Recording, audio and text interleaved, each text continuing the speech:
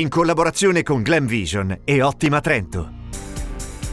Pipiteno, fermato dai carabinieri con il taser, ha un malore e muore. La vittima è il 42enne Carlo Lattanzio. Possono crearsi condizioni per contatti tra orsi trentini e sloveni. Lo zoologo Apollonio. L'orsa con 2 cuccioli in Friuli? Evento raro, forse unico. Tra orsi e cinghiali la Coldiretti scende in piazza.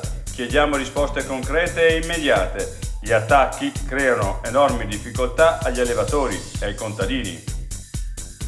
Unitrento scivola in basso nelle classifiche internazionali, ma tra gli atenei medi piccoli siamo al top.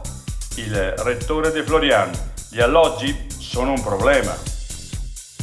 I ghiacciai sono vittima, strumento di conoscenza e fonte di impatto.